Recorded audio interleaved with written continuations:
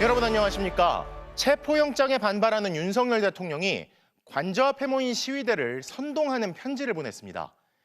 여러분과 함께 싸우겠다며 궤변을 늘어놓았는데 사실은 내란 수괴 혐의로 체포될 상황이 현실로 다가오자 시위대를 방패막이 삼아 자신을 지키겠다는 속셈으로 보입니다. 반헌법적 내란을 일으키고 사법체계를 무시하고 극우를 선동하고 갈라치기 하면서 이제는 국민들끼리 서로 싸우라고 부추기는 극도로 위험한 선동을 하고 있는 겁니다. 첫 소식 구승은 기자가 보도합니다. 서울 한남동 윤석열 대통령 관저 앞. 윤 대통령의 체포를 반대하는 지지자들의 시위가 한창인 가운데 윤 대통령의 40년 지기 석동현 변호사가 연단에 올랐습니다. 여러분들에게 인사를, 대통령님의 인사를 전하겠습니다. 이어 사회자는 윤 대통령이 지지자들에게 보냈다는 편지를 읽어내려갔습니다. 편지는 자유와 민주주의를 사랑하는 애국시민 여러분이라는 말로 시작됐습니다.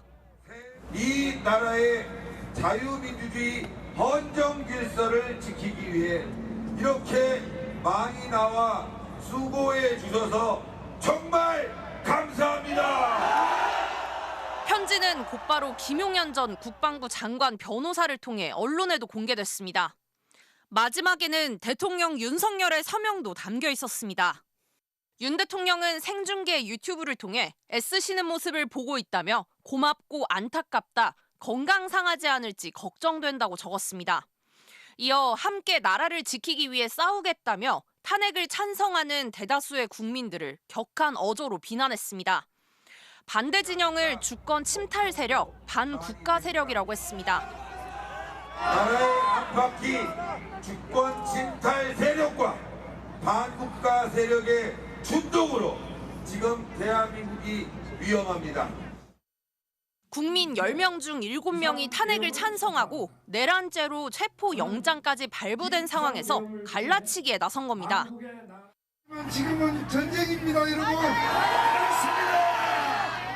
이 체제 전쟁, 대한민국을 바로 세우는 이 전쟁에 여러분이 전사입니다. 윤 대통령은 현재 내란 우두머리 혐의를 받고 있는 피의자 신분입니다.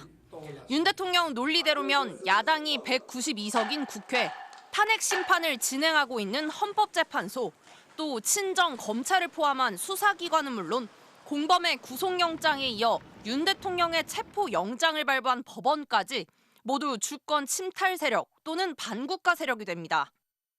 대통령께서는 절대로 공수처에 안 나갑니다. 대통령 이 양반은 참, 내가 볼 땐 배짱 하나는 하여튼 대단합니다. 실제 석 변호사는 체포영장을 발부한 서부지방법원은 더불어민주당 전위대라며 사법질서까지 정면 부정했습니다.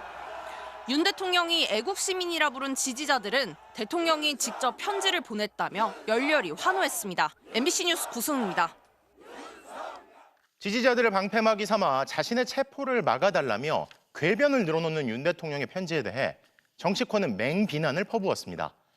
더불어민주당은 윤 대통령의 편지가 극우 세력 동원령이라면서 대한민국을 무법천지로 만들겠다는 내란 선동 지시라고 비판했습니다. 국민의힘은 공식 입장을 내지 않았는데 당내에서마저 마지막까지 참 부끄러운 대통령이라는 쓴소리가 나왔습니다. 신수아 기자가 보도합니다. 더불어민주당은 윤석열 대통령의 편지를 극우 세력 총동원령이라고 규정했습니다. 자신은 관저에 숨은 채 무법천지를 만들려는 거냐며 선동에 나선 것이라고 맹비난했습니다. 이참내라 중단하라! 중단하라! 중단하라! 중단하라! 민주당은 윤 대통령을 조속히 체포해야 할 이유가 하나 더 늘었다면서 법질서를 무너뜨리는 세력을 진압할 것을 재차 촉구했습니다. 내란 속의 윤석열은 체포가 코앞에 닥치자 내전을 선동하고 있습니다. 총을 쏴서라도 국회의원들을 끌어내라던 자입니다. 야당에선 물리적 충돌이 생겨도 어쩔 수 없으니 자신의 체포만 막아달라는 관저에 두면 안 될 가장 위험한 사람이다. 대통령이 아직도 유튜브로 세상을 보고 있는 것이 믿기지 않을 뿐이란 비판도 잇따랐습니다. 민주당은 소속 의원들에게 국회 비상대기 지시를 내리고 혹시 모를 충돌을 대비하고 있습니다. 국민의힘은 공식 입장을 내지 않았습니다. 우리 신동 수석 대변인 통해서 다 얘기가 나갈 테니까 그런 부분 포함해서. 당 대변인은 편지에 대한 해석은 사람마다 다를 것 같다면서 평가를 꺼리더니 기자들의 질문이 쇄도하자 그제서야 물리적 충돌은 자제되어야 한다는 입장을 내놨습니다. 우리 사회가 극단적으로 양진영으로 갈려서 물리적 충돌까지 지금 국민들이 우려해야 되는 이런 상황은 최대한 자제되는 것이 맞다. 이 같은 당 공식 입장과는 별개로 여권 내부에서는 갈라치기, 법꾸라지 같은 행동을 그만하라며 혹세무민하고 대중 뒤에 숨는 마지막까지 부끄러운 대통령이란 작심 발언이 나왔습니다. 또 대통령이 아니라 대한민국의 어떤 정치인도 이렇게 시위대를 선동한 일은 없었다면서 대통령으로서 최소한의 품격을 저버린 것이란 쓴소리가 이어졌습니다. MBC 뉴스 신수아입니다. 심지어 윤 대통령 측은 경찰이 체포영장 집행을 거들면 안 된다면서 이성을 잃은 듯 경호처와 시민들이 다름 아닌 경찰을 체포할 수 있다는 충격적인 말까지 했습니다.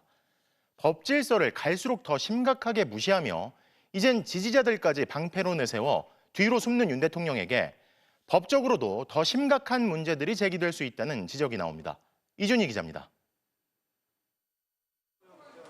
윤석열 대통령 측 윤갑근 변호사는 오늘 공수처의 체포영장 집행을 경찰이 지원하면 위법이라고 주장했습니다. 물리적 충돌을 막는 것까지만 해야지 공수처 대신 영장 집행에 나서면 안 된다는 겁니다. 경찰이 체포 수색영장 집행에 나설 경우 직권남용 및 공무집행 방해죄 현행범으로 경호처는 물론 시민 누구에게나 체포될 수 있다고도 했습니다. 경호처나 지지자에게 경찰을 저지해 체포를 막으라는 사실상의 총동원령을 내렸다는 해석이 나옵니다. 윤 대통령은 어제 지지자들에게 보낸 편지에서 여러분과 함께 끝까지 싸울 것이라 했는데 한 발 더 나아가 어떻게 싸우면 되는지까지 구체적으로 정리해 준 셈입니다. 전문가들은 이런 발언이 3년 이상 유기징역에 처해질 수 있는 내란 선동에 해당할 수 있다고 지적합니다. 내란죄 요건인 국헌문란에는 헌법과 법률 기능의 소멸이 포함되는데 적법 절차에 따른 체포영장 집행을 방해하라고 지지자들을 선동했다는 겁니다. 공무집행방해 교사에 해당한다는 지적도 나옵니다. 만약 지지자들이 집단을 이루거나 위험한 물건을 소지할 경우 형량이 가중됩니다. 함께 싸우자라는 어떤 것은 분명히 영장 집행을 하는 공무원들에 대해서 그걸 저지하고 몸으로 막아라라고 하는 그런 것과 같은 것이어서 사실상 공무집행 방해를 교사하는 것과 마찬가지다. 윤 대통령 측은 오늘 체포영장 집행에 대한 이의 신청을 서울 서부지법에 접수했습니다. 이의 신청, 권한쟁의 심판, 사사건건 법기술을 부려 법질서에 맞서보려 해도 체포는 기정사실화되고 있습니다. 전두환, 노태우, 이명박, 박근혜, 구속된 전직 대통령 4명 중 법원의 영장 집행을 거부한 사람은 없었습니다. 윤 대통령이 강조했던 법과 원칙은 설 자리를 완전히 잃어버렸습니다. 지지자들을 방패 삼아서라도 어떻게든 체포만은 막아보겠다는 절박함만 남았습니다. MBC 뉴스 이준입니다. 윤 대통령이 선동적인 궤변을 담은 편지를 공개하자 국민의힘 중진 윤상현 의원 그리고 김민전 의원이 관저앞 집회에 모습을 드러냈습니다. 검찰이 내란 수괴로 지목한 피의자를 두고서 윤상현 의원은 윤 대통령은 대한민국 체제 그 자체라며 궤변을 또 이어갔습니다. 지윤수 기자입니다. 윤석열 대통령 지지자 수십 명이 밤을 샌 서울 한남동 관저 앞. 국민의힘 윤상현 의원이 나타났습니다. 현역 국회의원이 관저 앞 집회에서 포착된 건 처음인데 윤 의원은 이틀 전부터 계속 참여했다고 말했습니다. 윤 대통령은 대한민국 체제 그 자체라며 함께 윤 대통령을 지키겠다고 목소리를 높였습니다. 대통령을 지키고 또 대한민국을 지키는 이 모습에 무한 경의를 표합니다. 저 윤상현은 누구보다 앞장서서 대한민국을 지키기 위해서 여러분들과 함께한다. 윤 의원은 최근까지 국민의힘 최고위원이었던 김민전 의원과 함께 오후에 다시 관저 앞을 찾았습니다. 거듭 뭉쳐서 싸우자는 말을 냈습니다. 윤석열 대통령을 지키자는 움직임은 당 지도부 회의에서까지 이어졌습니다. 당 비상대책위원회 첫 공개회의에서 윤 대통령이 주장한 비상계엄 사유들을 공개적으로 따져보자는 주장이 비대위원 입에서 나온 겁니다. 선관위 의혹까지도 거론했습니다. 계엄 선포의 배경이 되었던 민주당의 입법 폭주와 탄핵 공세, 그리고 선거 관리의 의혹에 대해서도 공개적인 논의가 이루어지도록 장을 마련해야 합니다. 국회와 충돌로 정부가 마비될 지경이었다. 국회가 요청하자 바로 계엄을 해제했다. 마치 윤 대통령의 담화 내용을 복사한 듯한 발언도 이어졌습니다. 대통령도 국회의 결의에 따라서 국무회의를 통해서 계엄을 해제했습니다. 보수가 극우와 작별하고 가치지향 정당이 되어야 한다. 제발 지금이라도 대통령과 확실히 절연하고 진지한 반성과 사죄를 통해 새로운 보수의 길을 찾자. 끊임없이 이어진 당내 우려와 별개로 막 출범한 국민의힘 비상대책위원회조차 윤석열 지키기 위해 별다른 비상대책을 내놓지 못하는 모습입니다. MBC 뉴스 지은수입니다. 관저 압수수색을 막으면서 대통령 경호처는 군사상 비밀이 필요한 장소라는 이유를 들었죠. 이 때문에 체포영장이 발부돼도 경호처가 관저 진입을 또 막을 거란 전망이 있었습니다. 하지만 아예 법원이 체포영장에 그런 예외를 적용할 수 없다고 못 박았더니 이젠 국민의힘과 일부 보수 진영에서 법원이 이성을 잃었다며 맹비난하고 있는데요. 법원과 법관을 비난하며 주장하는 이런 얘기들이 과연 정당한 건지 김정우 기자가 취재했습니다. 조선일보는 법위에선 판사라는 제목의 일면 기사를 통해 법원이 윤석열 대통령의 체포영장과 함께 발부한 관저 수색영장에 대해 법조계 반응을 전하는 방식으로 문제점을 지적했습니다. 군사상 비밀을 지켜야 하는 장소나 물건은 책임자 승낙 없이 수색 또는 압수할 수 없다는 형사소송법 110조와 111조를 이번 관저 수색에선 적용하지 않는다고 적시한 건 매우 이례적이란 겁니다. 판사가 자기 판단으로 법 적용을 배제한 건 삼권 분립 위반이란 지적도 전했습니다. 국민의힘 소속 법조인 의원들은 이 논리를 이용해 공세에 나섰습니다. 대한민국 민주주의를 후퇴시키는 일이다. 입법권을 가진 양 현행 법률의 적용을 배제하는 건 불법, 무효라는 겁니다. 사법부의 사망을 고합니다. 살 수도 없고 해서도 안 되는 일을 기어이 하고야 말았습니다. 하지만 법률 전문가들 사이에선 정반대 해석도 나왔습니다. 대통령, 즉 사람을 찾는 것이어서 물건 압수수색에 적용하는 형사소송법 조항은 원래 적용하지 않는 게 맞다는 겁니다. 공무상 비밀을 해칠 수 있는 어떤 물건에 대한 압수수색 같은 것이 아니다. 당연히 불필요한 문구를 왜 굳이 적었을까? 경호처가 두 조항을 내세워 반발할 수 없도록 영장 집행을 위해 미리 이유를 적은 것으로 보인다는 해석이 나왔습니다. 본인이 판단하기에 아예 적용이 안 되는 걸로 봐서 나는 이 발부를 했다. 그냥 설명하는 의미에서 넣으신 거고 이게 무슨 입법행위다라는 그런 비난이 막 쏟아지는 걸 보고 이거는 그냥 합리적으로 성실하게 치밀하게 법을 해석하면 누구나 다다를 수 있는 결론이다라고. 특정 법조항 적용을 배제한 영장이 극히 이례적이라는 데에는 이견이 없었습니다. 다만 경호처가 압수수색 예외 규정을 내세워 수차례 수사기관을 막아선 만큼 자의적인 법 적용을 미리 경고한 것만으로 법원 판단을 부정해선 안 된다는 지적입니다. MBC 뉴스 김정우입니다. 윤석열 대통령 탄핵 심판 2차 변론 준비기일을 앞둔 국회 대리인단이 헌법재판소에 윤 대통령의 편지를 증거로 제출하기로 했습니다. 윤 대통령에게 헌법 수호 의지가 없다는 걸 입증할 물증으로 보고 있습니다. 유서영 기자의 단독 보도입니다. 윤석열 대통령 탄핵 심판을 청구한 국회 측 대리인단은 윤 대통령이 관저 앞 집회 참가자들에게 배포한 한 장짜리 편지를 내일 헌법재판소에 증거로 제출하기로 했습니다. 윤 대통령은 혼란 사태를 일으킨 자신의 책임은 인정하지 않고 주권 침탈 세력과 반국가 세력의 준동으로 대한민국이 위험하다. 끝까지 싸울 것이라며 극우 성향 지지자들을 자극했습니다. 국회 측 대리인단은 위헌 위법적 비상계엄 사태를 촉발한 윤 대통령의 의도와 가장 최근 인식을 보여주는 증거로 의미가 크다고 했습니다. 대리인단은 또 박근혜 전 대통령 때처럼 중요한 파면 근거가 될 거라고 강조했습니다. 과거 박 전 대통령은 검찰과 특검 수사를 수용하겠다고 해놓고 조사에 응하지 않았고 청와대 압수수색도 거부했습니다. 당시 헌재는 진실성 없는 사과를 하고 수사 협조 등 국민에게 한 약속도 지키지 않았다고 질타했습니다. 헌법 수호 의지가 드러나지 않았다는 겁니다. 윤 대통령도 똑같습니다. 수사기관 출석 요구는 번번이 거부하고 헌법재판소 서류 제출 요구도 무시하고 있습니다. 법원이 발부한 체포영장 집행마저 불법이라며 응하지 않고 있습니다. 법관이 발부한 체포영장에 대해서도 집행을 이렇게 지지자들을 자극해가지고 막고 이렇게 나서는 것은 그야말로 나중에 헌법재판소에 의해서도 헌법 수호의 의지가 없다. 윤 대통령 측은 내일 2차 변론 준비기일을 앞두고 헌재의 내란 사건 수사 기록을 요구하지 말아달라는 의견서를 냈습니다. 신속한 재판에 필요한 서류는 하나도 내지 않으면서 자신에게 불리한 기록은 어떻게 해서든 막겠다는 심산입니다.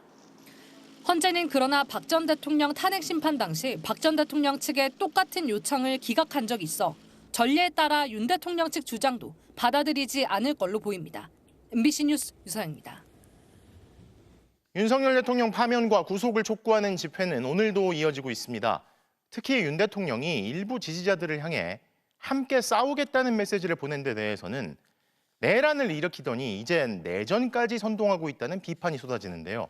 현장 취재기자 연결합니다. 손구민 기자, 탄핵 촉구 집회가 새해에도 이어지고 있네요. 새해 들어서도 이곳 광장은 연말 촛불 집회 때와 마찬가지로 시민들로 가득 찼습니다.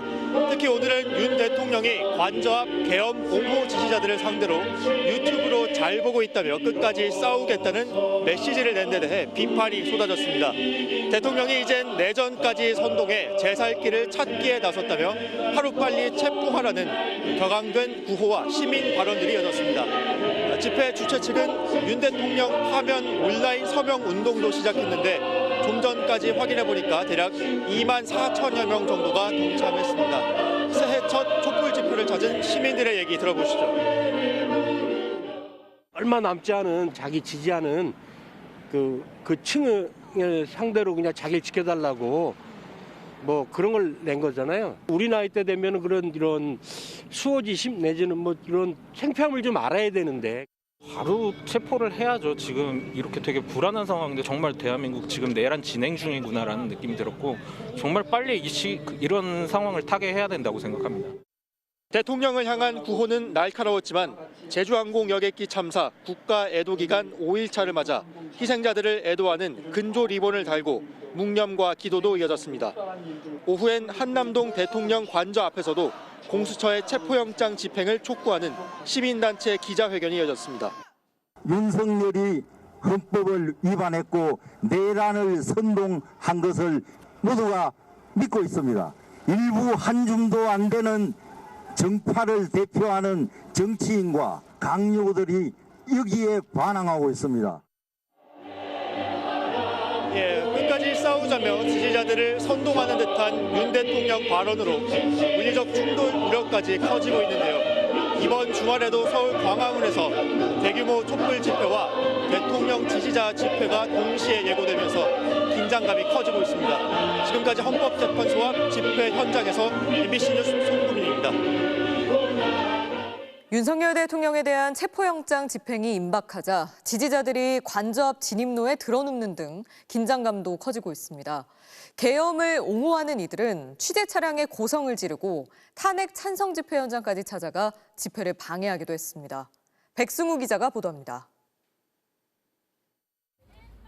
도로 위에 사람들이 들어누웠습니다. 경찰이 일으켜 세우려 해도 아랑곳하지 않습니다. 모든 참가자들께서는 지금 즉시 해산해 주시기 바랍니다. 계엄을 옹호하는 대통령 지지자들이 체포영장 집행을 막겠다며 관저 진입로에 누운 겁니다. 이들이 신고한 집회는 관저 진입로에서 200m가량 떨어진 곳에서 열렸는데 몇몇 참가자들이 경찰 저지선을 모두 뚫고 관저 진입로까지 들어섰습니다. 경찰이 5차례나 해산 명령을 했지만 듣지 않자 기동대를 투입해 약 15분 만에 모두 끌어냈습니다. 불법 체포 중단하라! 불법 체포 중단하라! 경찰은 관저 진입로에서 한남대교 쪽 방면으로 골목 진입로도 차단했습니다. 유튜브로 보고 있다는 대통령의 말에 화답하듯 대통령 지지자들은 관저 앞이 최전방이라며 모여달라고 촉구했습니다. 한남동 관저 앞으로 나와주세요. 우리는 여기서 최전방에 있어요. 우리가 주력군이다. 계엄은 합법이라며 부정선거를 검증하라는 손팻말을 들었습니다.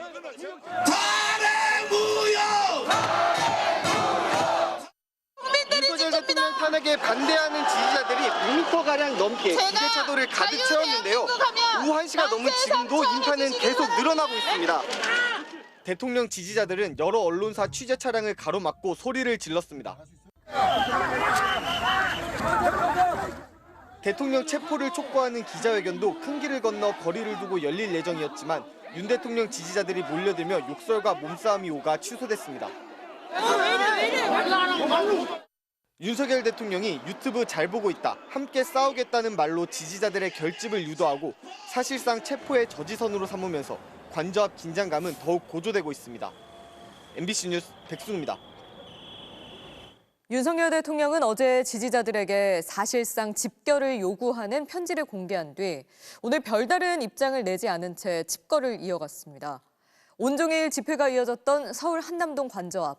지금 상황은 어떤지도 살펴보겠습니다. 홍익표 기자, 지금도 집회가 진행 중인가요? 네, 오늘 정오 무렵부터 본격적으로 시작된 집회는 해가 진 이후 현재까지도 계속 이어지고 있습니다. 윤석열 대통령 지지자들은 태극기와 성조기, 경광봉을 꺼내들고 윤 대통령을 수사하고 있는 고위공직자 범죄수사처를 해체하라고 목소리를 높이고 있습니다. 관저 앞 집회는 공수처의 체포영장 청구 이후 나흘째 이어지고 있는데요. 어제까지만 해도 3개 차로 약 100m 정도 참가자들이 채웠는데 오늘은 약 200m 정도까지 2~3배 많은 인원이 몰렸습니다. 어제 윤 대통령이 끝까지 싸우겠다며 지지층 결집을 호소한 편지가 영향을 미친 걸로 보이는데 실제로 집회에선 대통령이 메시지를 내니 확실히 다르다는 반응도 흘러나왔습니다. 앞으로 며칠간 우리의 힘을 보여줘야 한다는 집회 참가자의 발언도 들려왔는데 지지자들이 결국 윤 대통령에 대한 체포영장 집행을 막아서겠다는 뜻으로 해석됩니다.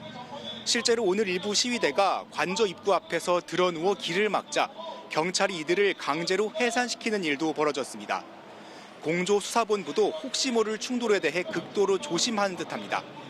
공수처는 영장 집행을 막는 이들은 공무집행 방해 혐의로 체포할 방침이고 경찰은 오늘도 추가 인력을 투입해 관저 주변 인도를 통제했습니다.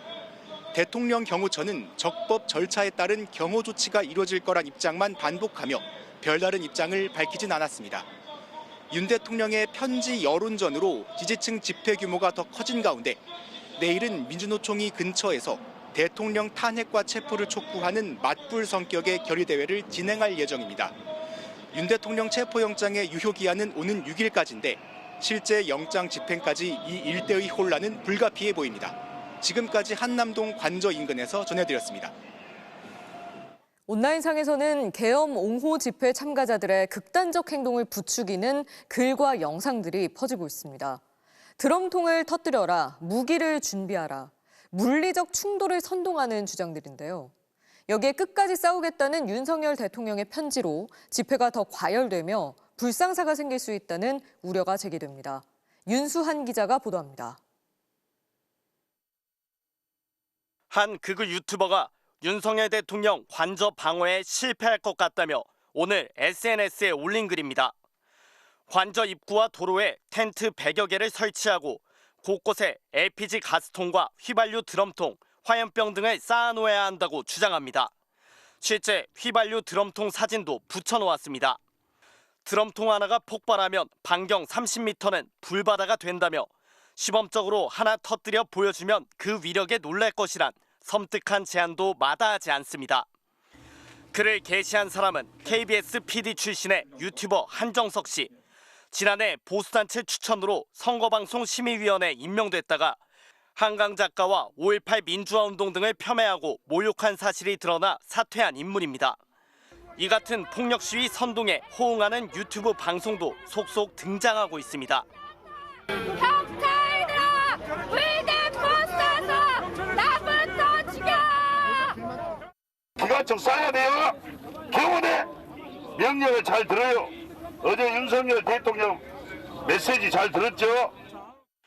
끝까지 싸우겠다는 윤 대통령의 격려 편지가 공개된 이후 관저암 농성 현장은 한껏 달아오르고 있습니다. 여기에 시위대의 과격한 행동을 부추기는 선동까지 온라인상에 무분별하게 퍼지고 있습니다. 자, 우리 방송을 보고 계신 분들도 각종 무기 들 준비를 하셔야 됩니다. 지금 완전히 대한민국은 전쟁입니다. 전쟁! 박근혜 전 대통령 탄핵 당시에도 지지자들이 죽창을 드는 등 폭력 시위에 나서면서 인명피해가 속출했습니다. MBC 뉴스 윤수환입니다. 아직까진 체포영장 집행이 이뤄지지 않은 가운데 공수처의 움직임은 어떤지 알아보겠습니다. 이혜리 기자, 언제쯤 집행이 될 걸로 보이나요? 네, 오늘로 윤석열 대통령 체포영장이 발부된 지 사흘째인데요. 아직까지 움직임이 있다는 소식은 들리지 않고 있습니다. 당초 공수처가 이르면 오늘 집행에 나설 수 있다는 관측이 나오면서 평소 한산한 편인 공수처 기자실은 일찍부터 많은 취재진으로 붐볐는데요. 해가 지면서 오늘 집행은 어렵다는 기류도 감지가 됩니다. 다만 체포영장 집행 시점이 임박했다는 징후들은 속속 포착되고 있습니다. 공수처는 청사 출입 통제를 강화했고요. 조금 전에는 붉은색 줄을 연결한 취재 통제선도 청사 입구에 설치됐습니다. 오늘도 집행을 안 하고 내일로 넘어가면 이번 체포영장의 유효 기간은 딱 4일만 남게 됩니다. 기한이 임박할수록 부담도 커지기 때문에 내일 오전에 집행하지 않겠냐는 관측에 점차 무게가 실리고 있습니다. 공수처는 불상사가 생기지 않는 게 가장 중요하다고 강조했는데요. 경찰 국가수사본부도 공수처와 협의해 영장 집행 과정상 위법 문제가 없도록 하겠다고 했습니다. 네, 그럼 집행 이후에 이뤄질 윤 대통령 조사 준비는 어떻게 돼가고 있습니까? 네, 새해 첫날인 어제도 공수처 수사팀은 전원이 출근해 윤 대통령 조사를 준비했습니다. 공수처는 사실상 윤 대통령 조사를 위한 대부분의 준비를 마친 걸로 파악됐습니다. 공수처가 조사를 위해 준비한 질문지는 100쪽이 넘는 것으로 전해졌는데요. 윤 대통령 조사는 제 뒤로 보이는 정부 가천청사 5동 3층 조사실에서 진행될 것으로 보입니다. 윤 대통령이 구금돼 서울구치소 정비를 위해서 공수처는 법무부와도 소통하고 있는 것으로 알려졌습니다. 형사소송법상 윤 대통령이 체포되는 순간부터 48시간 안에 공수처는 신병 처리 여부를 결정해야 합니다. 공수처는 체포 후 조사에 속도를 낸 뒤 윤 대통령의 구속영장을 청구할 방침입니다. 지금까지 공수처에서 전해드렸습니다. 대통령 관저 앞에는 현재 경찰 기동대 30개 부대, 2,000명 가까운 경찰이 배치됐습니다. 공수처의 요청이 오면 당장이라도 체포영장 집행이 가능하도록 준비를 마쳤다는 게 경찰 설명인데요. 경찰청 국가수사본부로 가보겠습니다. 송서영 기자, 관저 앞 상황이 여전히 혼잡하긴 한데 체포영장 집행 임박했다고 봐야 할까요?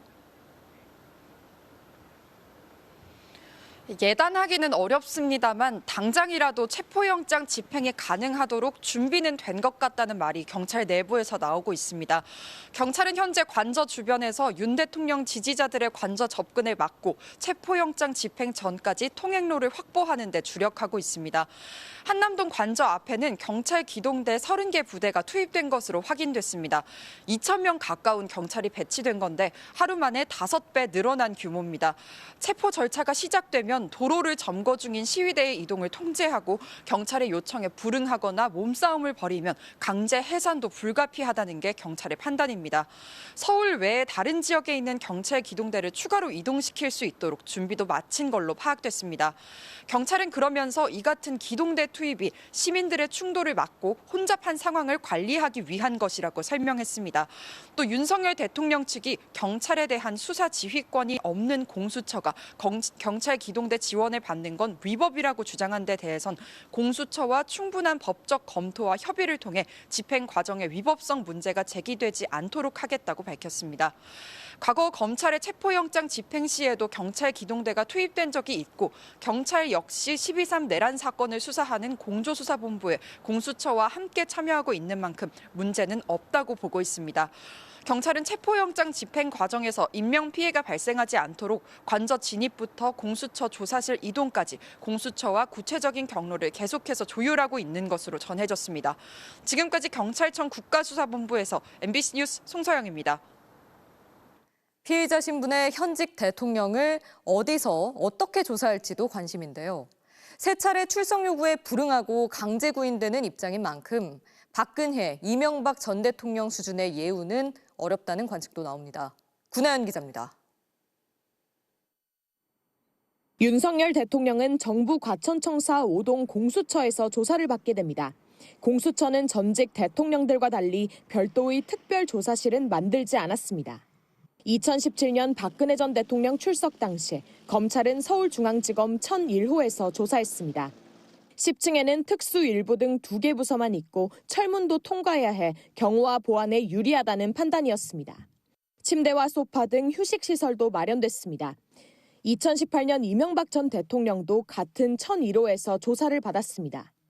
박근혜, 이명박 두 전직 대통령 조사 당시에는 다른 피의자 조사를 중단해 그날 하루 검찰청사를 전부 비우다시피 했습니다.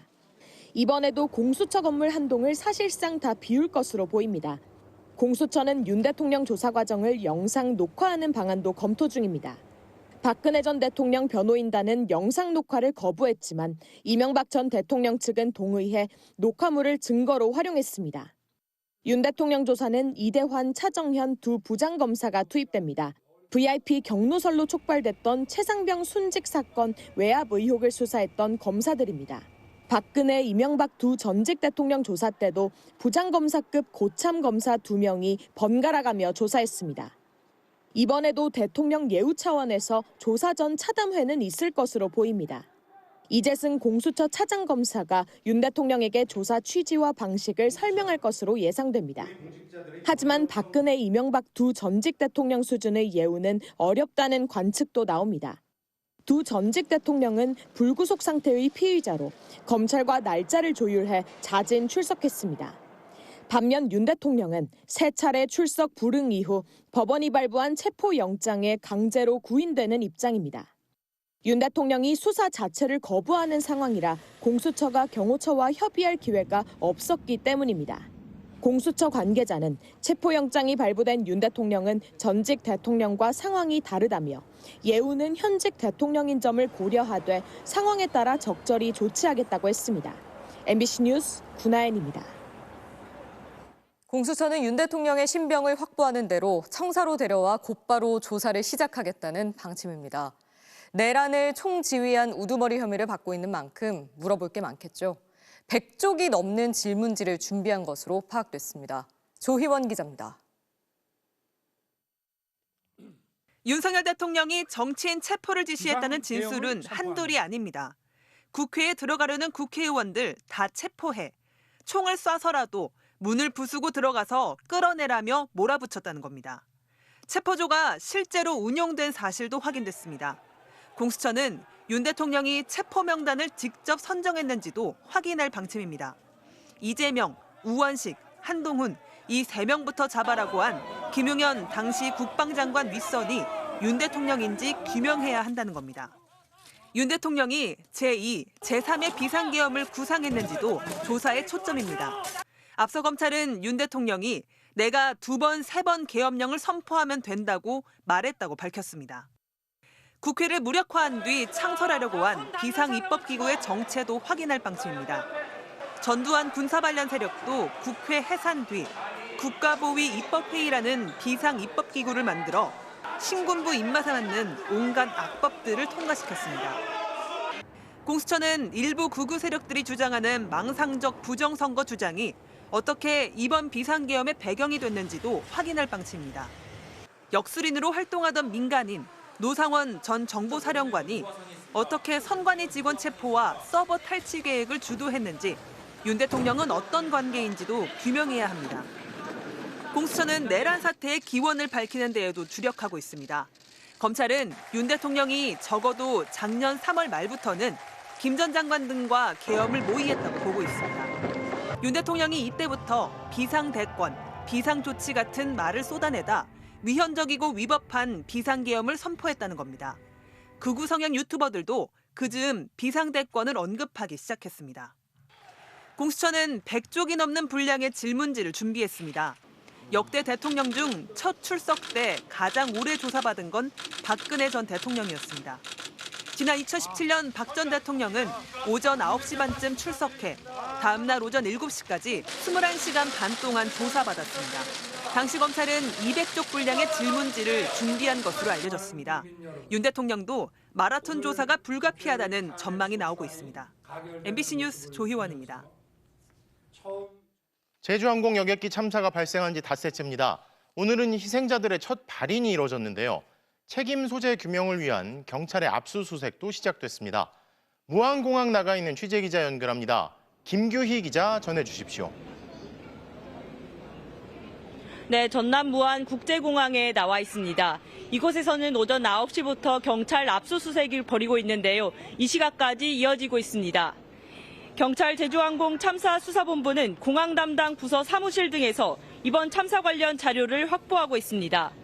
수사본부는 활주로 주변 로컬라이저에 대한 자료, 사고 전 관제탑과 조종사가 주고받았던 교신 내용 등을 확인할 방침입니다. 또 제주항공 김희배 대표 등 관계자 2명에 대해 출국 금지 조치도 내렸습니다. 앞서 오후 2시쯤엔 유류품 수색을 위해 부서진 콘크리트 구조물을 절단하던 중 불꽃이 튀면서 잔디 일부가 불에 탔지만 곧바로 진화돼 인명이나 기체 손상 등 피해는 없었습니다.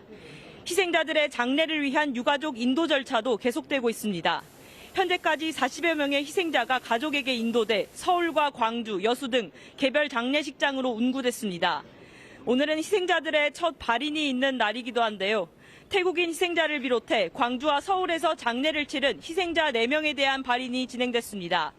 낮 12시부터는 유가족들이 버스를 타고 유류품 보관소로 이동해 이름표가 붙은 여행 가방이나 여권 등 불타지 않은 유류품을 인계받기도 했습니다. 유류품 가운데 휴대전화와 태블릿 PC 등은 가족의 동의를 얻어 포렌식 후 수사에 활용할 예정입니다. 유가족들은 국민들의 위로와 관심에 거듭 감사를 표했는데요. 유가족들이 모여 장례 절차 이후 상황에 대해 논의하고 상실감을 달랠 수 있도록 광주 전남 지역에선 49제까지만이라도 분향소 운영을 연장해 줄 것을 요청했습니다. 지금까지 전남 무안공항에서 MBC 뉴스 김규희입니다. 이번 참사는 2m 높이의 둔덕에 여객기가 충돌하며 피해가 더 커졌다는 분석이 지배적이죠. 그런데 이 활주로의 반대편에도 이보다 높이는 낮지만 콘크리트 재질로 된 둔덕이 있었던 것으로 확인됐습니다. 하지만 활주로 연장 공사 과정에서 업체들이 안전 문제를 제기해 둔덕을 없애기로 했다는데요. 장슬기 기자의 단독 취재입니다. 사고기는 19번 활주로를 따라가다 2m 높이의 둔덕에 부딪혔습니다. 비행기 착륙을 돕는 로컬라이저를 고정시키는 구조물입니다. 정부는 그동안 활주로의 경사도를 고려해 둔덕을 세운 것으로 추정된다고 밝혔습니다. 로컬라이저는 활주로 양 끝부분에 각각 설치돼 있습니다. 지반이 상대적으로 높은 반대편 1번 활주로 끝은 어떨까? 위성 사진으로 보면 현재 1번 활주로 끝부분 일대는 바닥이 뜯겨져 있습니다. 올해 완공을 목표로 연장 공사가 진행 중이기 때문입니다. 이로 인해 로컬라이저도 철거가 됐습니다. 하지만 2008년부터 위성 사진을 보면 철거되기 전 1번 활주로 방향으로 난 로컬라이저가 보입니다. 19번 활주로 끝에 있는 로컬라이저처럼 하얀 구조물 위에 서 있습니다. 해당 구조물은 1m가 넘는 높이였습니다. 조사했을 땐 조금 올라와 있다고는 하는데 거기가 상향구배 지역이라 아래처럼 많이 올라와 있지는 않은 걸로 알고 있고요. 활주로 연장 공사에 참여한 업체들은 둔덕을 없앨 것을 건의했습니다. 비행기 안전을 고려한 겁니다. 결국 최종 설계에선 둔덕이 빠졌습니다. 회의할 때도 그거는 그래서 없애야 된다고 표면에 플랫하게 돼 있어요. 진짜 이거 왜 이렇게 된지는 모르겠다고 그냥 생각이 돼요. 양쪽 모두 지난해 공사를 시작했는데 한쪽은 둔덕을 없앤 반면 다른 한쪽은 둔덕을 보강하는 정반대의 선택을 한 겁니다. 공항공사가 지난해 진행된 무안공항 로컬라이저 개량 공사에서 부서지기 쉬운 소재를 사용하라는 지침을 지키지 않았다는 지적에 대해 국토부는 로컬라이저 장비 자체만 부서지기 쉽게 하라는 취지였다고 설명했습니다. MBC 뉴스 장슬기입니다. 콘크리트 둔덕이 제주항공 여객기 참사의 피해를 키운 것으로 지목되는 가운데 국토부가 오늘부터 전국 공항을 전수조사하기로 했는데요. 이런 콘크리트 둔덕이 무안공항뿐 아니라 다른 지역 공항에도 있는 것으로 확인됐습니다. 최황지 기자가 취재했습니다. 4m 높이 흙더미 둔덕 위에 착륙 유도 시설인 로컬라이저가 설치돼 있습니다. 흙더미 위로 콘크리트가 로컬라이저를 지지하고 있습니다. 여수공항 둔덕의 높이는 무안공항의 2m보다 더 높습니다. 활주로 끝단에서 둔덕까지의 거리는 국내외 권고 기준 300m 정도인 것으로 알려졌습니다. 한국공항공사는 여수공항 로컬라이저도 무안의 사례처럼 2년 전 개선 사업을 통해 30cm의 콘크리트 상판을 보강했다고 설명했습니다. 집안이 불안정해 로컬라이저가 흔들릴 것에 대비했다는 것입니다. 이런 구조물은 광주공항과 포항 경주공항에도 있는 것으로 확인됐습니다. 국토부는 콘크리트를 기초로 만들어진 로컬라이저가 전국에 몇 개나 있는지는 파악하지 못하고 있습니다. 이렇게 산발적으로 있던 자료들을 토대로 해서 현장에서 정확히 한번 실측도 좀 해보고 전체 상황을 정확히 알아본 다음에 좀 말씀을 드리는 것이 오히려 더 혼선이 적지 않겠나. 여수공항은 제주와 김포만 오가는 국내선 공항입니다. 활주로는 2,100m로 전국에서도 울산 다음으로 가장 짧은데 사고 기종인 보잉 737-800도 운항 중입니다. 활주로 증축과 로컬라이저 변경 설치가 필요하다는 지적이 나오고는 있지만 열악한 재정이 문제입니다. 그 4m짜리 둔덕이 여수공항에 있잖아요. 그런 구조물을 설치하고 감독하는 그런 쪽에 있는 분들의 전문성 이런 것들의 문제이지. 국토부는 여수공항을 포함 오는 8일까지 지방공항을 전수조사해 위험 요인들을 점검할 계획입니다. MBC 뉴스 최양수입니다. 이번 참사 원인을 밝혀낼 핵심 부품 중 하나가 항공기 엔진입니다. 사고 직전 오른쪽 엔진에선 연쇄 폭발이 목격됐는데요. 공기 흐름이 갑자기 불안정해졌을 때 이런 현상이 발생할 수 있다고 전문가들은 지적합니다. 이후 항공기 엔진은 제대로 작동했을까요? 사고 엔진을 둘러싼 의문점 박철현 기자가 따져봤습니다. 사고 당일 1차 착륙을 시도하는 제주항공 여객기의 모습입니다. 8시 58분 44초쯤 첫 폭발이 보입니다. 그 뒤 2, 3초 간격으로 오른쪽 엔진에서 모두 7차례 화염과 폭발음이 확인됩니다. 9시 정각 복행을 시도할 때도 비슷합니다. 마지막 충돌 장면을 촬영한 목격자 역시 폭발음을 계속 들었다고 말합니다. 엔진인지 아닌지 모르겠지만은 터지면 연속으로 터지는 소리 있잖아요. 막 이런 식으로 이런 소리가 계속 났었던 것 같아요. 이 같은 연쇄 폭발을 전문가들은 이른바 스톨 앤 서지의 증거라고 말합니다. 엔진 내부의 공기 흐름이 순식간에 뒤바뀌며 실속, 즉 양력을 잃고 느려질 때 나오는 현상입니다. 이 경우 불안전 연소가 벌어지며 폭발이 이어진다는 겁니다. 우리가 서지나 스톨이 발생됐다라고 얘기하거든요. 그러니까 엔진인데 추력을 못 내는 거죠, 제대로. 엔진이 이제 제대로 힘을 못 쓰는 거예요. 실속 현상이 벌어질 경우 조종사들은 증상이 없어질 때까지 문제가 생긴 엔진의 출력을 크게 줄이거나 아예 멈춰 세웁니다. 결국 사고기의 조종사가 제대로 대응했다면 문제의 엔진 출력을 크게 줄였을 가능성이 높습니다. 적어도 하나 이상의 엔진은 동력을 상실했다는 뜻입니다. 스로틀러에서 중간에 막대 같은 게 있어요. 그게 이제 손으로 넣고 떼요. 그 다음에 하는 게 기름 들어가는 엔진 스타트 레버라는 걸 끄게 되는데 동체 착륙한 순간 엔진의 상태에도 의문이 남습니다. 폭발이 일어난 오른쪽 엔진은 중앙 부분이 살짝 열려 검게 보입니다. 이른바 리버스 트러스트, 속도를 줄이려고 역추진을 할 때 나오는 모습입니다. 전문가들의 분석은 엇갈립니다. 이 시점까지 엔진이 작동됐을 가능성 아니면 활주로에 부딪힌 충격에 열렸을 가능성이 모두 제기됩니다. 또 다른 특이점은 반대편 엔진입니다. 역추진을 하지 않은 듯 왼쪽 엔진은 열리지 않은 상태입니다. 조종사의 역추진 시도가 아예 없었거나 정상 작동에 실패한 것으로 추정할 수 있습니다. 엔진 이상의 원인이 조류 충돌 때문인지 아니면 결함이나 오류의 가능성은 없는지 의문의 엔진 상태를 밝혀내는 건 사고조사위원회의 분석에 달렸습니다. MBC 뉴스 박철현입니다. 이번 참사 희생자 중에는 제주항공에 소속된 조종사와 객실 승무원들도 있는데요. 마지막까지 사투를 벌였을 이들에 대해서도 애도의 목소리가 커지고 있습니다. 최다운 기자입니다. 제주항공 여객기 참사 현장에 보이는 전남 무안국제공항의 철조망.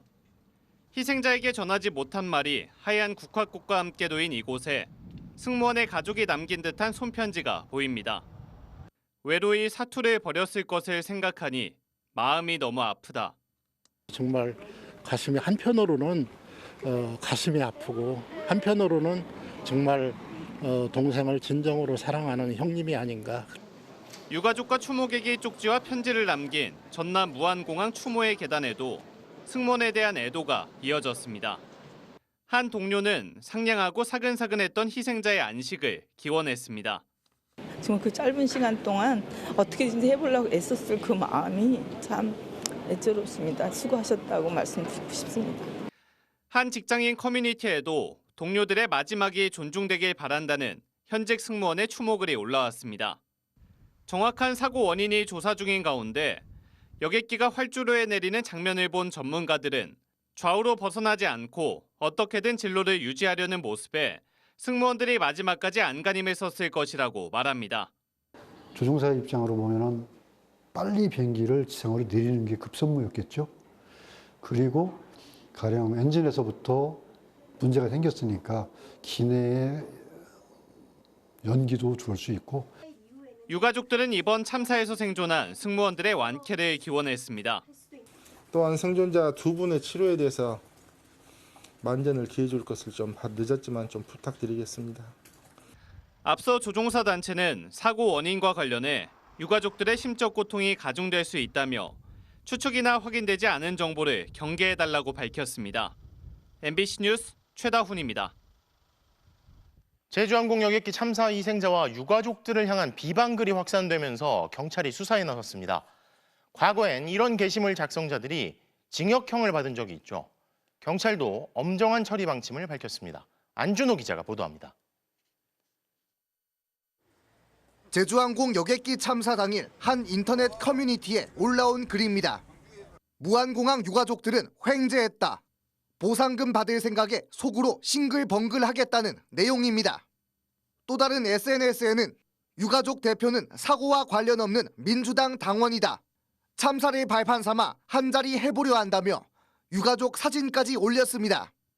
결국 가짜 유가족으로 지목된 희생자의 가족이 진짜 유가족 맞다며 호소에 나섰습니다.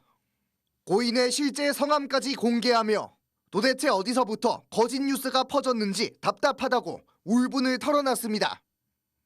사고로 희생된 분들에 대한 악의적인 표현 제발 좀 멈춰주시기 바랍니다. 남은 가족들에 대한 근거 없는 비방 역시 즉시 멈춰주시기 바랍니다. 저희 진짜 힘들어집니다. 정치 세력의 자작극이라는 음모론부터 희생자들에 대한 비방과 조롱글까지 확산되자 유가족들은 법적 대응에 나서기로 했습니다. 자료를 수집하고 있고 수일 내로 구속고발 절차가 진행될 것 같습니다. 경찰도 온라인 게시물 4건에 대해 수사하는 등 허위 정보 등을 유포하는 행위 등을 엄중하게 처벌하겠다는 방침입니다. 유가족들을 비하하고 음해하고 심지어 DC 인사이드 같은 경우는 이런 정말 입에 담을 수 없는 이런 글들을 올리고 있어서 직접 그 수사에 착수를 해서 엄정하게 처리할 계획임을 여기서 말씀을 드리겠습니다. 앞서 세월호 참사로 희생된 학생들을 모욕하는 사진들을 게시한 이들에게는 징역형이 선고됐습니다. MBC 뉴스 안준호입니다. 윤석열 대통령은 실시간 유튜브 중계로 관저 앞 집회를 보고 있다며 농성 중인 지지자들을 격려했습니다. 이미 윤 대통령은 계엄의 빌미로 내세웠던 부정선거 음모론 등에서 극우 유튜버들과 인식을 같이 해온 걸로 드러나고 있는데요. 특히 군사독재 시절에나 통용됐던 이른바 비상대권 개념도 애초에 이 유튜버들이 자주 꺼냈던 것으로 파악됐습니다. 이용주 기자입니다. 윤석열 대통령은 관저 앞 지지자들에게 보낸 편지에서 여러분을 보고 있다며 격려했습니다. 저는 실시간 생중계 유튜브를 통해 여러분께서 애쓰시는 모습을 보고 있습니다. 정말 고맙고 안타깝습니다. 방송 진행자를 취임식에도 초대할 만큼 각별한 걸로 알려진 극우 유튜브 채널을 윤 대통령이 직접 언급한 건 처음입니다. 특히 부정선거 음모론에 이어 이른바 비상대권 조치 역시 극우 유튜버들이 수시로 발동을 촉구해온 걸로 드러났습니다. 야권이 이동관 방송통신위원장 탄핵과 최혜병 사건 국정조사 등을 추진하던 재작년 11월 초 지금 대한민국은 총은 안 들고 마치 쿠데타를 시도하고 있는 것과 같은 그런 상황이 아닐까 이렇게 보여집니다. 자, 이러니 빨리 비상대권을 발동해서 윤석열 정부가 직접 나서라. 직무 유기까지 운운하며 압박하기도 합니다. 비상대권을 안 쓰면은 대통령이 이제 직무유기가 됩니다. 비상대권이라는 거는 대통령의 권한도 되지만요. 국가 위기 상황에는 의무도 되는 거예요. 비상대권 들어가서 완전히 국가 체계를 제대로 돌려놓던가 아니면 최소한 선관이라도 제대로 돌려놔야 돼요. 12.3 내란을 수사 중인 검찰은 윤 대통령이 지난해 3월부터 비상대권을 입에 올리기 시작한 걸로 보고 있습니다. 극우 유튜버들이 수개월 앞서 분위기를 띄웠던 셈입니다. 또 내란 혐의로 구속 기소된 김용현 전 국방장관에게 변호사들을 소개해 줬다던 전광훈 씨 역시 극단적 조치를 공개적으로 촉구해왔습니다.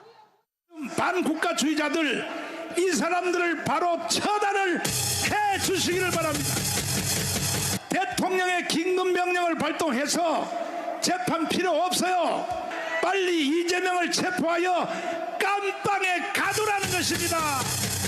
이거 해달라고 윤석열 대통령님을 우리는 대통령을 만들었습니다. MBC 뉴스 이용주입니다. 12.3 내란 사태를 수사하고 있는 검찰이 신원식 국가안보실장을 불러 조사했습니다. 신 실장은 국방부 장관 시절인 지난해 3월 말쯤 윤석열 대통령이 처음 비상대권을 언급했다는 안가 저녁 자리에 참석한 바 있는데요. 검찰은 윤 대통령이 언제부터 계엄 이야기를 한 건지 내란의 기원을 확인한 것으로 알려졌습니다. 윤상문 기자가 보도합니다. 검찰 비상계엄 특별수사본부가 신원식 대통령실 국가안보실장을 참고인 신분으로 불러 조사했습니다. 신 실장은 국방부 장관이던 작년 3월에서 4월 사이 서울 삼청동 대통령 안가에서 윤석열 대통령과 김용현 당시 경호처장, 여인형 방첩사령관 등을 만났습니다. 이 자리에서 윤 대통령은 시국이 걱정된다며 비상대권을 통해 헤쳐나가야 한다고 말했다고 검찰은 파악했습니다. 검찰은 적어도 이때부터 윤 대통령이 비상계엄을 모의한 것으로 보고 있습니다. 검찰이 신 실장을 상대로 이번 내란 사태의 기원을 역추적하고 있는 겁니다. 윤 대통령의 2차 계엄 시도 정황도 추궁한 것으로 전해졌습니다. 윤 대통령은 지난달 4일 새벽 1시 1분 국회가 계엄 해제를 의결했는데도 바로 계엄을 해제하지 않았습니다. 오히려 합동참모본부 전투통제실을 찾아 별도의 보안시설인 결심지원실에서 계엄군 수뇌부 등과 긴급회의를 가졌습니다. 윤 대통령은 당시 국회에 투입됐던 이진우 수방사령관에게 2차, 3차 계엄을 하면 되니 계속 진행하라고도 지시했습니다. 이때 신 실장과 정진석 대통령 비서실장도 합동참모본부에 잠시 머물렀던 것으로 파악됐습니다. 앞서 대통령실은 신원식, 정진석 두 실장은 계엄 해제를 위해 대통령을 모시러 가 몇 분 머물렀을 뿐이라고 해명했습니다. 검찰은 대통령실 참모들도 계엄에 관여했는지 2차 계엄 시도가 있었는지도 조사하고 있습니다. MBC 뉴스 윤상문입니다. 윤석열 대통령의 늑장 출근을 감추기 위해 대통령이 탄 것처럼 가짜 경호 차량을 운행해왔다는 의혹이 지난달 제기됐습니다.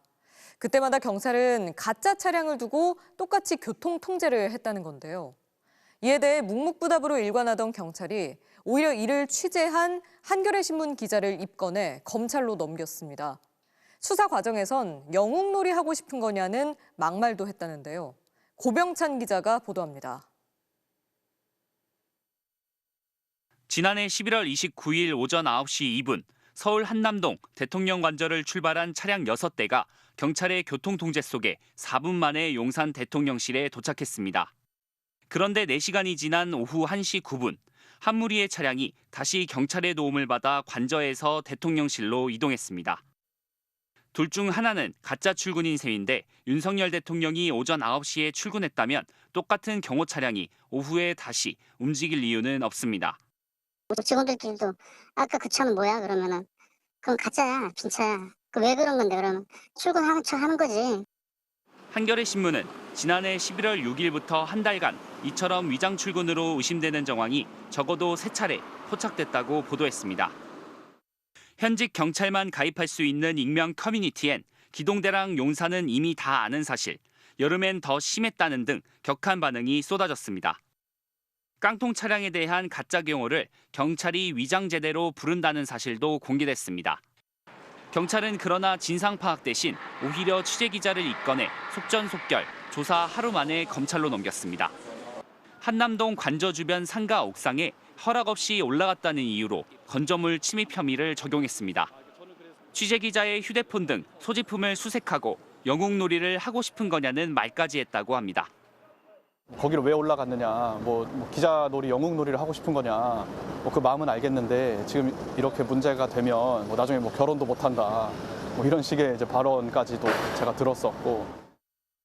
사실상의 주거의 평온을 해쳤느냐가 제일 중요한데 취재 목적으로 들어간 행위에 대해서 건조물 침입을 적용해서 수사를 한 거는 좀 부당하다라는 의견. 경찰은 건조물 침입 혐의가 명확해 절차대로 바로 검찰에 넘긴 것뿐이며 영웅놀이 같은 부적절한 말은 한 적이 없다는 입장입니다. 경찰은 앞서 윤 대통령의 군 골프장 라운딩을 취재한 또 다른 언론사 기자에 대해서도 건조물 침입 혐의로 조사하고 있습니다. MBC 뉴스 고병찬입니다. 정계선 조한창 헌법재판관이 오늘 공식 취임했습니다. 헌법재판소는 남은 한 명, 마은혁 후보자도 임명해달라고 최상목 부총리에게 거듭 요청했습니다. 우원식 국회의장도 재판관 후보자 추천 당시 국민의힘 공문을 공개하며 여야가 합의했던 사안인 만큼 즉시 임명해달라고 촉구했습니다. 정상빈 기자입니다. 정계선, 조한창 두 신임 헌법재판관이 취임식을 갖고 임기를 시작했습니다. 대통령 직무를 대행하는 최상목 경제부총리가 국회가 추천한 3명의 재판관 후보자 중 2명만 골라 임명한 지 이틀 만입니다.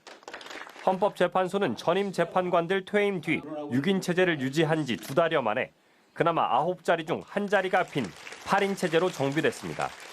헌재는 최상목 부총리를 향해 임명을 보류한 마은혁 후보자도 조속히 임명해달라고 거듭 요청했습니다. 저는 오늘 원래 3번째 취임사를 하게 될 줄 알고 짧게 준비하였습니다. 빨리 한 자리의 공석이 메워지길 기대합니다. 감사합니다. 신임 재판관들은 곧바로 윤석열 대통령의 탄핵 심판 사건 등 심리에 착수했습니다.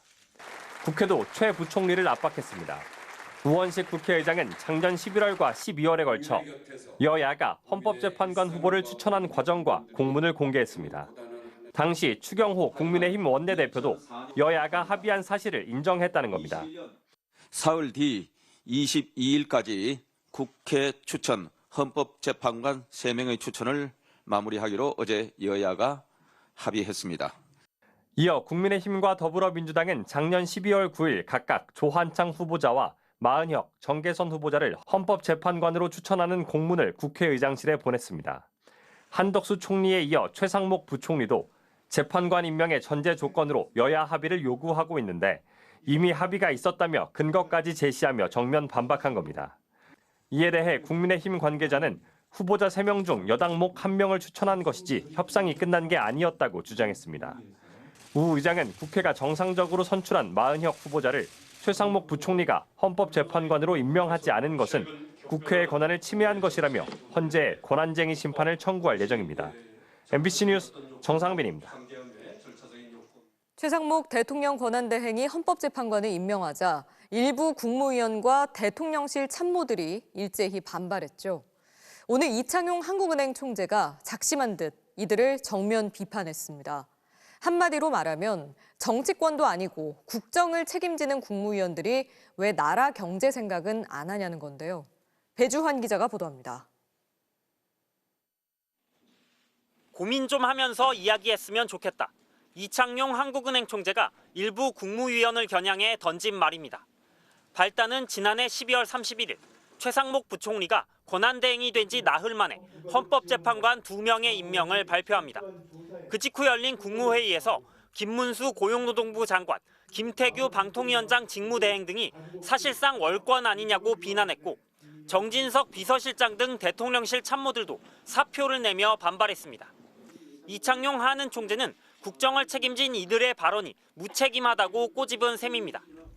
최상목 권한대행까지 또 탄핵됐다면 과연 정부가 작동하냐, 국무위원들이 어떻게 그런 생각을 안 하냐고 정면 비판했습니다. 경제 타격이 심각했을 거라는 반박입니다. 그 비판을 할 때에는 최 대행이 그렇게 하지 않았을 경우에 우리 경제가 어떻게 될 것인지에 대한 답도 같이 하시는 것이 좋겠습니다. 이 총재는 또 정치적 리스크를 언급하며 신용 등급은 한 번 내려가면 다시 올리기 굉장히 어렵다고 지적했습니다. 그러면서 경제만큼은 정치 프로세스와 분리되어 간다는 현실을 해외에 보여주는 게 중요하다고 강조했습니다. 지난주 3대 신용평가사인 피치는 정책 결정의 효율성이 약화될 경우 신용등급 하락 위험이 커질 수 있다고 경고하기도 했습니다. MBC 뉴스 배주환입니다. 실제 우리 경제 상황 심각합니다. 정부가 올해 경제 성장률을 1.8%로 전망했는데요. 1%대 성장률은 IMF 사태나 금융위기, 코로나 대유행 같은 이례적인 상황에서나 나왔던 수치입니다. 정부는 상반기에 예산을 집중적으로 투입하겠다고 밝혔습니다. 김건휘 기자입니다. 지난해 7월 정부가 전망한 2025년 우리 경제 성장률은 2.2%였습니다. 그런데 오늘 이 성장률 전망치를 0.4%포인트 끌어내려 1.8%로 발표했습니다. 어느 때보다 큰 대내 불확실성에 직면할 것으로 예상됩니다. 성장률이 1.8% 수준으로 낮아지며 민생 어려움이 가중되고 대외 신인도 영향도 우려됩니다. 성장률이 2%를 밑돈 건 매우 이례적입니다. 과거 IMF 구제금융 사태와 금융위기, 코로나19가 유행했던 2020년 등 4차례에 불과합니다. 저성장을 전망한 주요 원인으로는 둔화될 수출이 꼽힙니다. 반도체 등 주력 업종에서 경쟁이 심해지고 트럼프 정부의 관세 장벽과 보호무역 등 통상정책 변화가 예상되기 때문입니다. 여기에 정치 불안감이 타격을 더했습니다. 실제 12.3 내란 사태 직전 한국은행이 예상한 올해 성장률은 1.9%였습니다. 그 뒤 불과 한 달 만에 정부는 한국은행보다 더 암울한 전망치를 낸 셈입니다. 계엄, 탄핵 등에 따른 불확실성은 그게 베이스라인에 반영이 됐기 때문에 25년도에도 반영이 전혀 안 돼 있다고 설명드리긴 어렵지만 경기 방어를 위해 정부는 조기에 예산을 투입하기로 했습니다. 85조 원 수준인 민생 경기 사업 예산 중에 70%를 상반기에 집행하겠다는 겁니다. 오는 6월까지 자동차 개별 소비세를 100만 원 한도에서 깎아주고 농축수산물 할인 지원 예산도 상반기에 80%를 쓰기로 했습니다. 또 소상공인 채무 조정 프로그램인 새출발기금 대상을 확대키로 했습니다. 정부는 그래도 부족하면 경기 활성화 대책을 1분기 안에 추가로 내놓겠다고 밝혔습니다. MBC 뉴스 김건희입니다.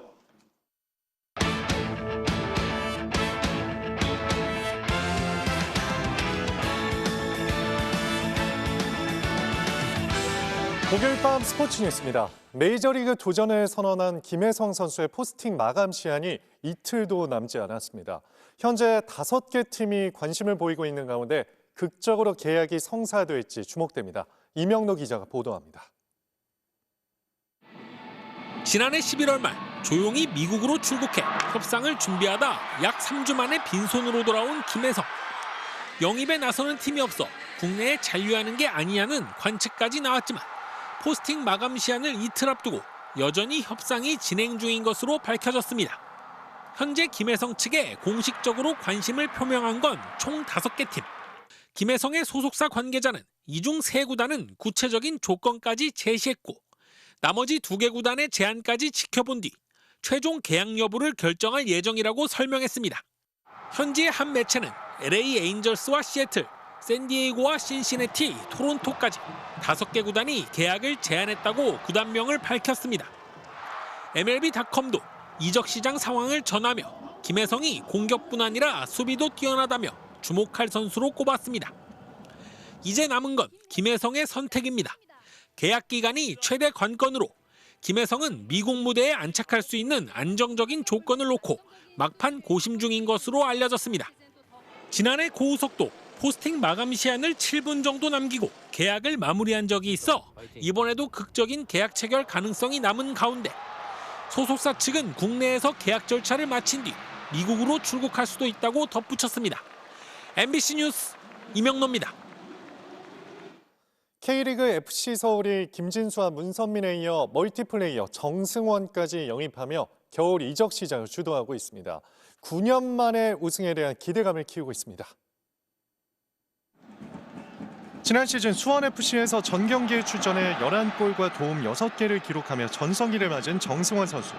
덕수궁 돌담길 앞에서 유니폼을 갈아입는 영상과 함께 FC 서울 이적을 알렸습니다.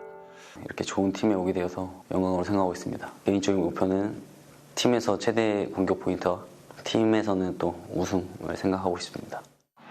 정승환은 2선과 3선을 오가는 왕성한 활동력과 다양한 포지션을 소화할 수 있는 게 강점으로 꼽히는데요.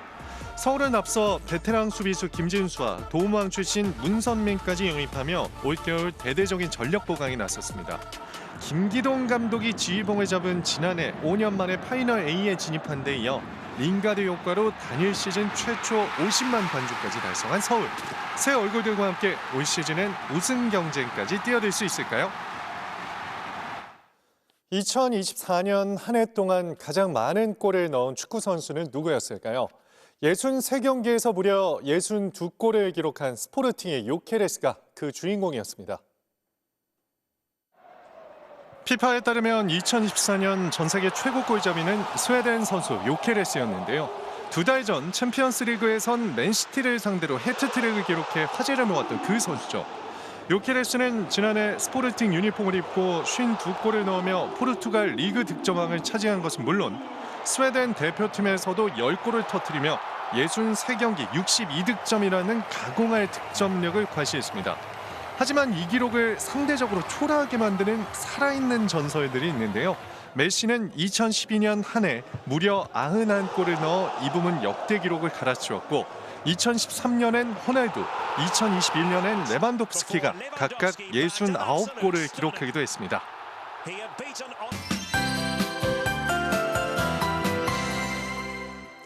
새해 첫 출근길 날씨는 어떠셨나요? 이것은 오늘 서울의 모습인데요. 아침 일찍 출근길에 오른 시민들은 대부분 겨울옷을 꺼내 입었습니다. 그렇지만 비교적 가벼운 코트도 보이고 방한용품 등으로 중무장한 모습은 찾아보기가 힘든데요. 오늘 서울의 아침 기온이 영하 2.9도로 예년보다 높았습니다. 올겨울 유난히 포근하게 느껴지는데요. 지난 겨울과의 기온을 비교해봤습니다. 이 짙은 푸른색은 지난 겨울인데요. 서울의 아침 최저 기온이 영하 10도 아래로 떨어진 것이 6일이나 됐습니다. 그러나 이번 겨울의 경우 아직 한 번도 없는데요. 기상청은 내일은 오늘보단 춥겠지만 주말 이후 다음 주가 돼서야 폭설이 쏟아진 뒤 영하 10도에 매선 한파가 찾아올 것으로 내다봤습니다. 내일 새벽부터 아침 사이에 충남 서해안과 전북 서해안에 눈이 조금 내리겠습니다. 서울의 아침 최저 기온은 영하 5도, 춘천 영하 10도로 오늘보다 춥겠고요. 찬바람도 강해서 체감 온도는 이보다 더 낮아지겠습니다. 낮 최고 기온도 서울 3도, 대구는 5도에 그치겠습니다. 일요일과 월요일 사이에는 중부 내륙에 많은 눈이 오겠고 다음 주 목요일 서울의 아침 기온은 영하 10도까지 뚝 떨어질 전망입니다. 날씨였습니다. 선택의 기로에 놓였을 때 무엇을 희생하는지를 보면 그 사람이 진짜 중히 여기는 게 뭔지를 알 수 있습니다. 삶을 희생하며 싸웠던 이들에게 독립과 민주주의가 중요했던 것처럼 말이죠. 윤 대통령은 어떻습니까? 자기가 체포당하는 걸 막겠다고 선동하며 지금도 타인만 희생시키려 합니다. 방패막이 삼은 지지자들이 범법자가 되건 말건 중요한 건 나라는 겁니다. 돌아보면 지난 3년 가까이 국격과 국익을, 명령에 따랐던 부하들의 미래를, 또 헌정 질서와 타인의 삶을, 이 모든 것을 희생시키며 윤 대통령이 지키려던 교집합은 자신과 배우자밖엔 없어 보입니다. 끝까지 그 주변을 지키겠다는 이들 역시 안중에 없을 거란 얘기입니다. 목요일 뉴스데스크 마칩니다. 시청해주신 여러분 고맙습니다.